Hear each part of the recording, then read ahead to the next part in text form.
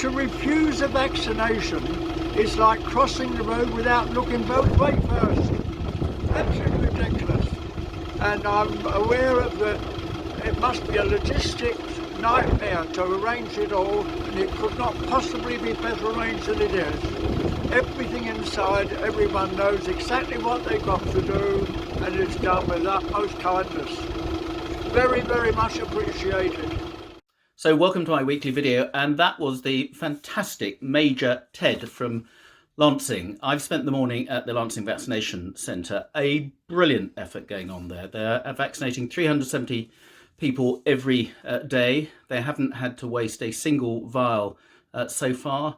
All but one person had turned up for their vaccination this morning, and the last person before the end of my stint was Major Ted from Lancing, who's a almost 101-year-old veteran, 101 years young. He was a polar bear. He came to have his vaccination, and that was a really important message about why you need to go get a vaccination too. So what's happening the rest of the week? Well, we've had some interesting debates in Parliament. There was quite a high-profile debate on Monday about the universal credit amounts and whether the Chancellor should continue that additional £20 a week after March, and a decision will be made closer to the budget.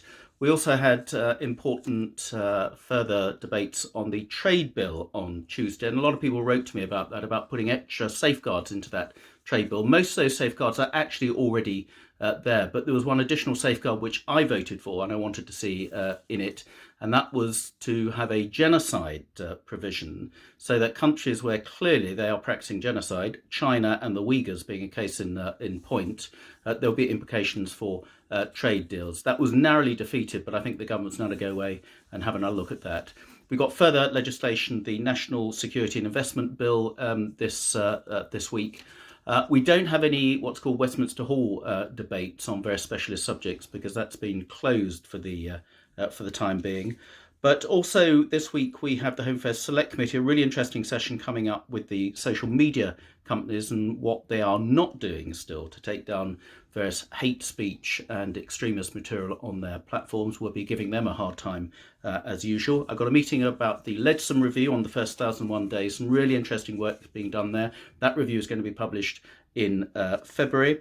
I've got a meeting on Thursday with the Israeli health minister to learn about the fantastic work they're doing, where they are leaving everybody in their trail for the coverage of vaccinations. I think about a quarter of the population has been vaccinated so far.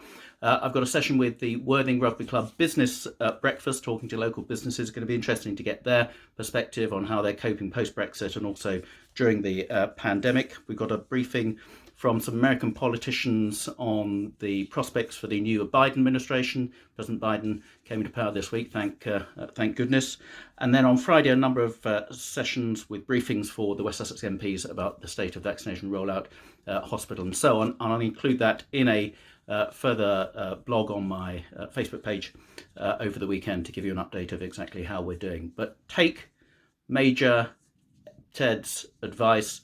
Go and get vaccinated, and thank you to all those people doing such a fantastic job in the Lancing Vaccination Hub, all the GPs who've organised it, all the nursing staff, and 120 plus volunteers who are making it all run absolutely smoothly. And a big shout out to the lady who brought them a load of sausage rolls yesterday, which went down extremely well. Get vaccinated, stay safe.